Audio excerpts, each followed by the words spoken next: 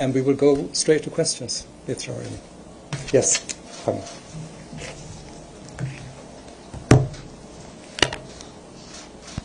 Thank you very much, Director General.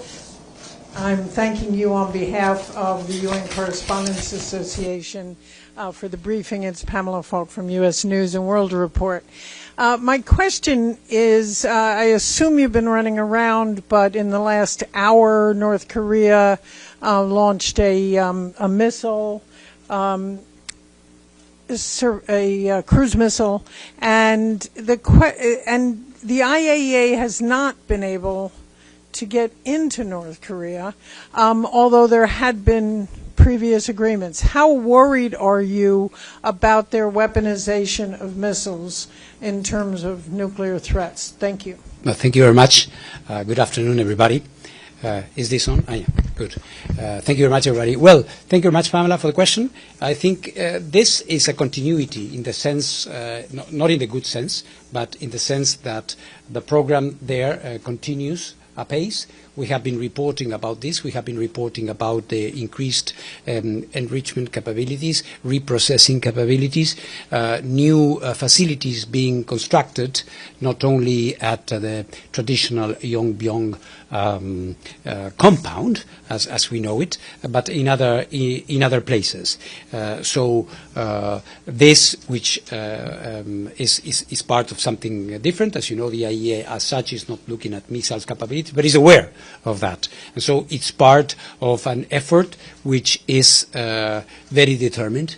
It runs counter to several United Nations Security Council resolutions. We continue to observe and monitor the nuclear part of it, and it goes unabated. So our concerns are, simply confirmed about this. Knowing what you know and doing so much non-proliferation around the world, does this keep you up at night? I mean, is this one of the big concerns? One of the things that are seldom referred to, apart from this is of course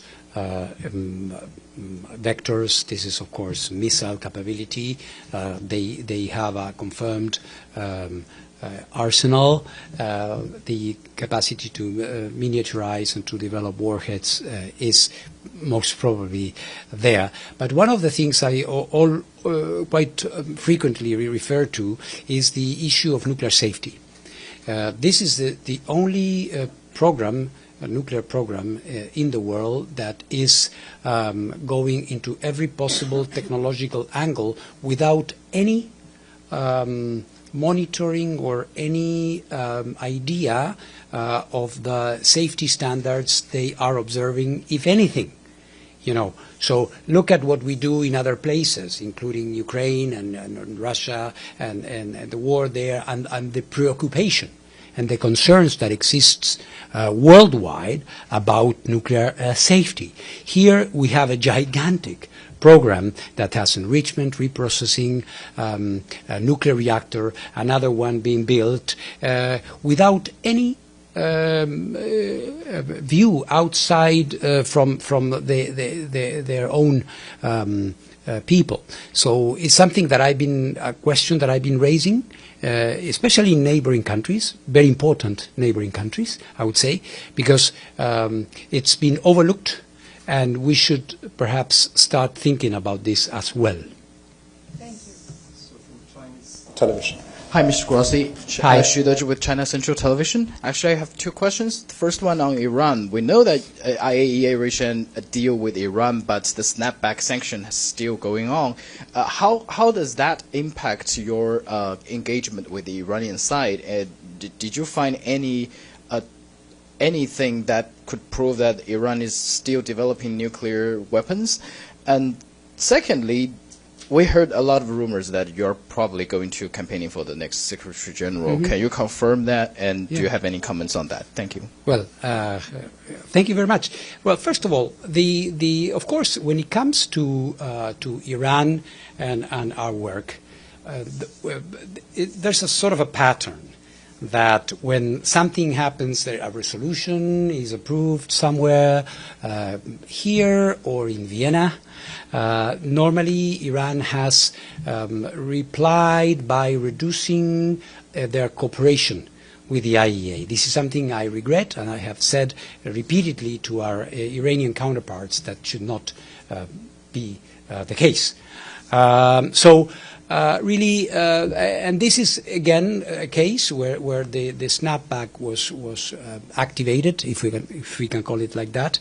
Iran responded by saying that they would be looking at the cooperation with us. I should say, however, that they reiterated their disposition, the willingness, and their conviction to remain within the regime, the non-proliferation regime. Of course, there's a lot that could be said in terms of the real cooperation, but I think it's a very wise step to say we do not leave the NPT. Then there are the inspections and the things that they should be doing, and if they do it, all right. But I think that was important. After the 12-day war, as it is called, we had to withdraw our inspections from Iran for safety reasons, obviously, because they were there. And ever since, I have been trying to reconstruct this relationship.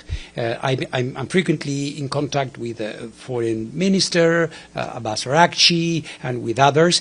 We saw that in July I went to Cairo and we signed, under the auspices of President Sisi and Foreign Minister Badr al-Abdelati, we signed a good understanding that would allow for our inspections to proceed. So all of this is working, not perfectly though, but it is working. You said whether we have any knowledge that they are continuing to develop nuclear weapons. No, they are not, and they were not. I want to be very clear on this, because we are often misquoted about this, and people say that we say things that we never said. Right on the contrary. Whereas we have said, and I repeat it today, that the cooperation has not been as forthcoming as it should be. We said in our last report, in our June report, that is often mentioned as something of a trigger for things that happen. In that report, for those who care to read it, which would be perhaps an interesting thing to do before talking about a report, we said clearly that Iran did not have a program. But that's that. On the other thing, yes, I will be a candidate for the position of Secretary General. It's not secret, and I think it shouldn't be. We live in a society where everything is known, and we should have a relaxed conversation about that. As to whether that affects my job, not at all. Not at all. On the contrary, some people say, well, because you are a candidate for the position, then you are going to be doing this to please a certain country. Well, if that logic was correct, then if I please this country, I will displease the other candidate. And you know that the process of the selection process is one that has certain characteristics with vetoes and votes and this and that. So, for me, it's a very clear thing, and I'm ready to discuss this with anybody. On the contrary, I think, if I may conclude with that what I do at the head of the IAEA speaks more than words and visions and promises and ideas that I could have as how good or a Secretary General could be. Just look at what I'm doing. This is me. Next question to Reuters. Hi, Mr. Hi. Grossi. Thank you. Michelle Nichols from Reuters. This morning you told our colleague from AP that Iran didn't appear to be actively enriching uranium. If you could just tell us a little bit about that. And then that you had recently, or the agency had recently detected some renewed movement at the nuclear sites. What sites, what movement, what's being moved? Any more details there? Yes, well, we have limited detail because our presence, going back to our Chinese colleague question, our presence has been limited. We are trying to build it back. And we are inspecting in Iran, not at every site that we should be doing it, but we are gradually coming back. We are not inspecting the stricken sites, Natanz, Isfahan and Fordow, to be very, very clear. We are in discussion with Iran. They are arguing that for security reasons there should be a discussion on how this is going to be done, but one cannot say that there is not, we are not having a conversation. And I think in terms of what we are seeing, we're not seeing anything relevant that would give, this is the reason of how I answered to your colleague this morning, we do not see anything that would give rise to hypothesis of any substantive work going on there. Sorry, so it's just movement at the site, not movement of... Normal movement, goods, you know, these are big industrial sites. There are trucks, there are people moving, but nothing that would say, you know, that would allow us to think that there is work involving the material, for example, that is there, or centrifuges or things like that of a certain dimension magnitude. Thank you. Question over there. Yes, go ahead. Nam Abdullah with Rudao Media Network. I think the Iranian parliament recently approved a legislation to suspend cooperation with the IAEA unless certain conditions are met. I'm asking, what concrete steps are you taking to regain full access in order to be able to verify? Thank you. This is part of what I mentioned when I talked about our meetings in Cairo. They passed legislation, but as I said very respectfully to my Iranian colleagues, internal legislation creates obligations for Iranians, not for the IAEA. But my effort is to try to conduct a diplomatic effort, to try to understand their concerns. They have been attacked, so they have concerns, and we want to address these concerns because we do not think that the inspection work of the IAEA, on the contrary, we believe it's a stabilizing factor. It's a factor that would allow Iran, as I was saying, I can say that there's no nuclear weapon program because we have been inspecting. If we don't inspect, if we are not there, then of course the doubt, the concerns start to grow. So this is why we are answering in this way. We are explaining what we want to do. In fact, they know because they have been inspected for decades. We know our work very, very well. We know how we conduct it. They know how we do it. Thank you, Director Grossi. My name Yes. is Ahmed Fathi of ATN News. Hello. Thank you. With regard to nuclear safety, Yeah. we have many nuclear power plants in Ukraine, which they are, I consider, to be the highest at risk.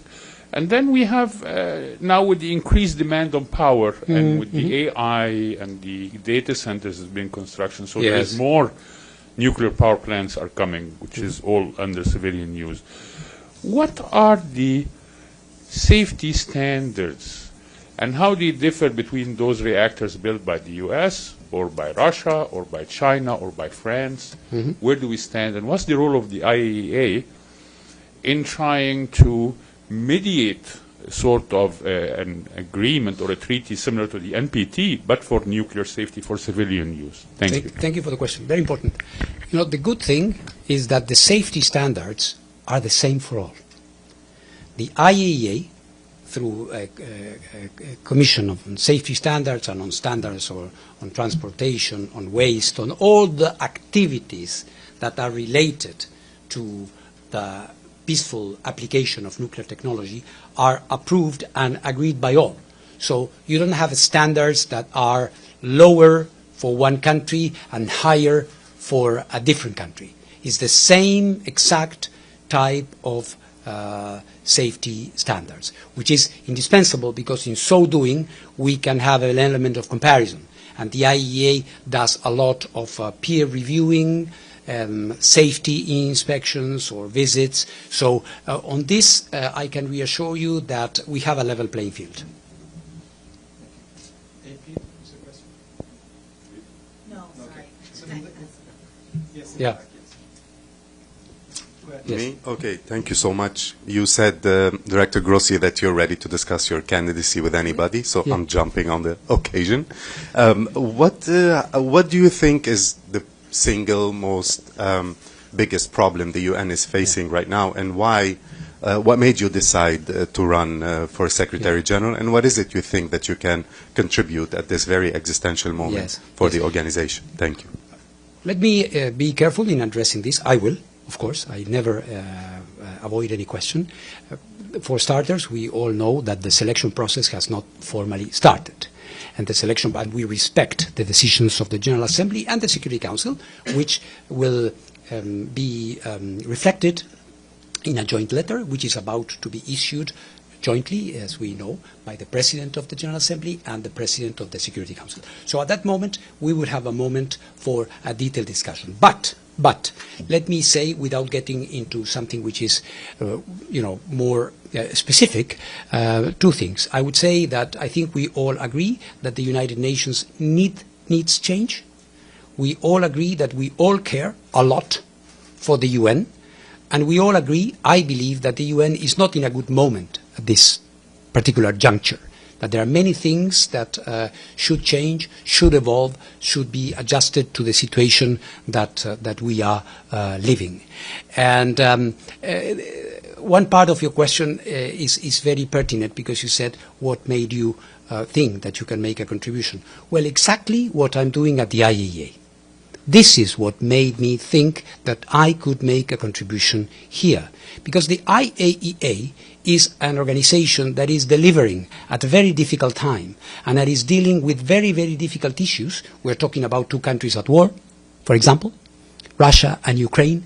And I'm a regular interlocutor of both belligerents, both presidents. We have just now mediated a truce between Ukraine and Russia to allow us to conduct some repair work, which was very important for the safety of the plant, which was not getting any electricity, and so the cooling function, which is very important, was suspended.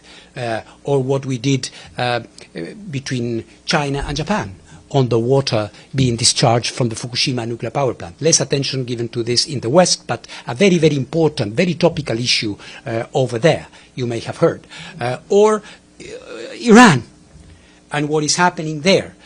So I think in all these international crises, the IAEA has had a very important role.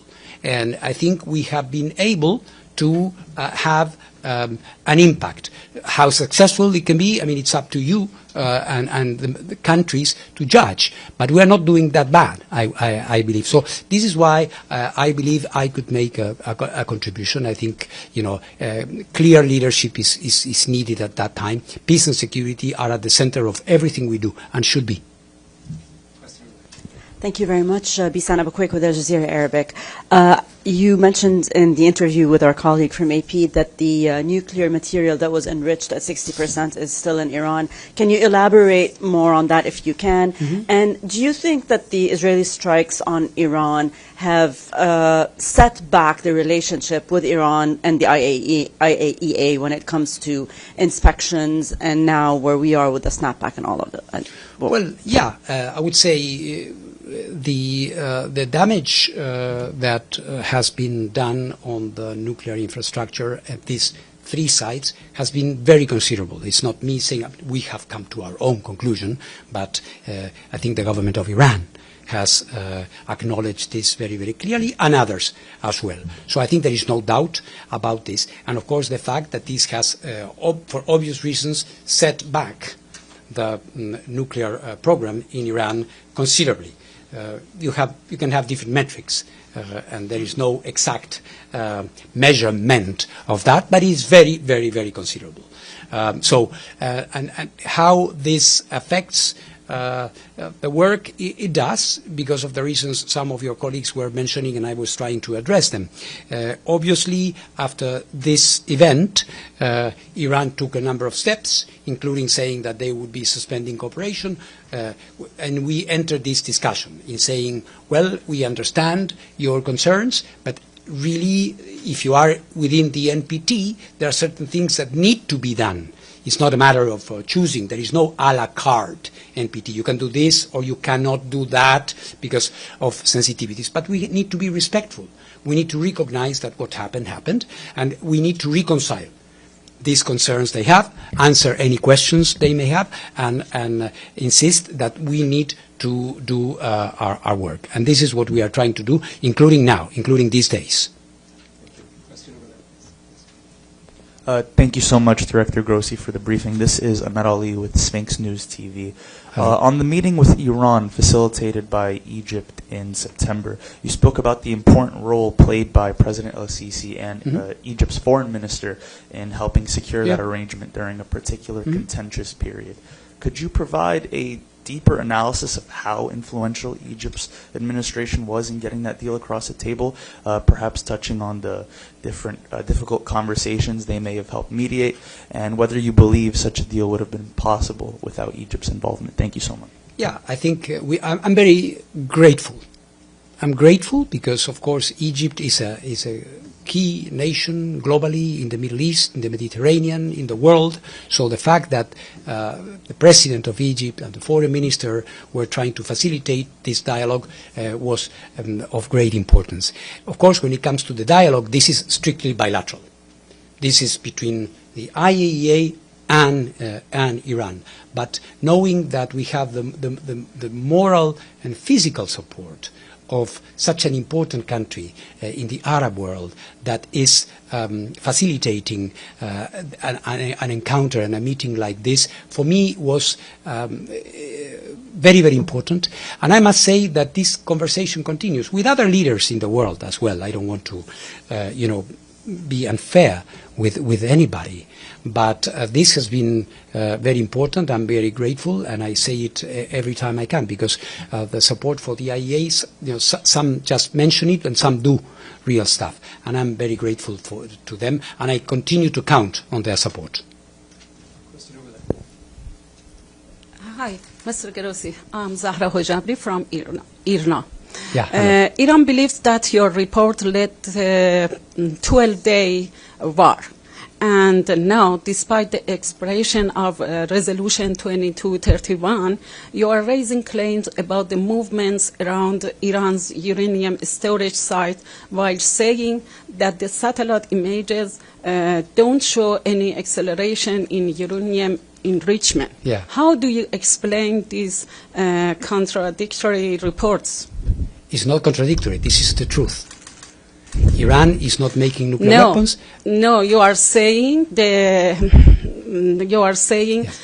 satellites imaging don't show any acceleration in uranium enrichment. Yes. Yes. Yeah. And there is none. No, but you say in the part of your sentence, you are saying and you are claiming about the movement around Iran's uranium storage. No, madam. I think you are misquoting me. There is, like I was replying to one of your colleagues before, these are big industrial sites where there is movement, there is activity going on. And we are very quick to indicate that this does not imply that there is activity on enrichment. And let me, if you ask a question, let me answer. And let me say something. You said again something which is wrong, respectfully. You say that a report of the IAEA led to a war. This is something that I vigorously reject. No one can believe that any military activity would be triggered by a report. And since you are from IRNA, a very respected news agency, you know my reports. I'm sure you have been reading my reports for many, many years. And you will remember, I'm sure, that in that particular report there was nothing fundamentally different from what we had been reporting and saying for many, many years. Of course, I respect opinions, and if you have that opinion or others, I just regret it because it is not correct. It is not correct to attack an international organization and blame it for something that has nothing to do with it. We are in good cooperation and dialogue with your government, as you know, I'm sure, very respectful work, and we intend to continue in this way. I think this is my spirit, and I hope we'll be able to succeed in moving forward and stabilizing the situation for Iran and for the rest of the Middle East. Thank you very much. Could you just explain in very simple terms for us how Palantir's Mosaic is used to monitor Iran's nuclear sites? What data is processed and how exactly do you use it? And then after you respond, I have a follow-up. Yes, it is not used to monitor Iran. We have, or any other country, by the way. There is this idea floating around that the IAEA is working on the basis of some mysterious AI platform that come to conclusions which we follow blindly, and then we do things. Nothing further from the truth. AI is used by your bank, by your insurer, maybe by your sports club. Everywhere we have AI platforms that aid to filter information and to order information. When it comes to safeguards, this is a very delicate work that we carry out with our safeguards inspectors. We gather the information, we sift it, we analyze it, we inspect, so we have the view, direct view, and then we come to conclusions. So I thank you for the questions because it allows me to clarify this, which has been going on unchallenged for quite too long. We inspect, it's the men and women of the IAEA who inspect and draw conclusions, not some mysterious. But could you elaborate on what type of information, what type of data is going through and how you're using it to inform your decisions? Well, there's a lot. There is information about scientific publications, there is information about industrial capabilities, there is information about technologies that are used, not only in Iran, I would say, in many places. In the past, one would do this manually and would be able to form a picture of capabilities in a country or how the industrial sector of a country would be shaped and would allow us to understand better any activity. This is all. And seeing as this is powered by AI, how can you know that it has not been hacked or that the data has not been tampered with in some way and is giving you biased or incorrect or even intentionally misleading information? Well, as I say, we have ways to check this. We do not follow blindly any guidance, human or otherwise. We analyze. We try to be intelligently analyzing things. And the record is there to prove that our information is always on the spot. Thank you so much, Director General. This is Alex with Russia's RIA Novosti News Agency. I have a quick follow-up on Zaporizhzhia nuclear power plant. How do you assess the security situation at the power plant? Is it getting better? And if I may, what about the damaged power line Ferosplavna 1? Do you have any updates on that one? Thank you so much, sir. Well, the situation continues to be very, very serious. And the fact, as I was saying earlier, that we needed to mediate between the two sides to obtain a silence or a deconflicting or a truce, however you may wish to call it, so that the repair work could be done on the Dniprovska line, on the Russian control side, on the Ferosplavna line on the other side, proves it. All right? So we are still in a moment where military operations continue to be carried out there. So much so that you need to broker truce, silence, so the electricians can go up the poles and make the repairs. That was done, and it was a modest but important success. So that is one thing. On the Ferosplavna line, work has started, and it's continuing. So this is what I would be able to tell you at the moment. Thank you, Mr. Grossi. Stefano Baccara, Ital Press, La Voce di New York. Yes. Sorry. Did you watch the movie A House Full of Dynamite on Netflix? Mm-hmm. Did you? No, I wish I could. Okay, so I heard you to watch it. Okay, I will. I did Netflix, this week, and I was shocked. Yeah. And I have at this point, my question was how realistic you think it was, but at this point, I ask you, what do you think about the fact that in this country, United States, the decision to basically start or respond with nuclear weapons is to only one person, only one? Well, listen, I haven't seen the series, and perhaps I will try to find it on Netflix and watch it. But I think this has been part of a debate we have been following. Constitutional procedures are a sovereign right of every nation. And whether that is absolutely correct, there's also a debate. I'm not here to debate the constitutional powers of the executive on this issue, but we know that there are checks and balances. And all I can say is, as IAEA, we respect every country's, constitutional procedures and provisions. I think when it comes to nuclear weapons, though, there should be a system that would ensure that before taking any step that would involve weapons of mass destruction, there would be the necessary procedures to make sure that that is taken as a weapon of last resort. Thank you, Mr. Grossi. This is Yun Zhaopan from Xinhua News Agency for China. Hello. Thank you. Iran said earlier this month that it requested the IAEA to condemn the U.S. bombing of Iran's nuclear facilities in June. Mm-hmm. And I wonder if the IAEA has issued such a statement. Can you clarify that? It's something that we have discussed, and I have discussed directly with my Iranian counterparts on several occasions. What we've done on the occasion is to indicate very clearly that nuclear facilities should not be attacked, and that this is something that runs counter to the statute of the IAEA and also to several resolutions by the General Conference of the IAEA. In terms of finger pointing, it's something that we do not do. We do not get into the politics of issues. The use of force or not is something that countries may decide on their own. But we are very clear on the consequences. We are very clear on the legal framework for that.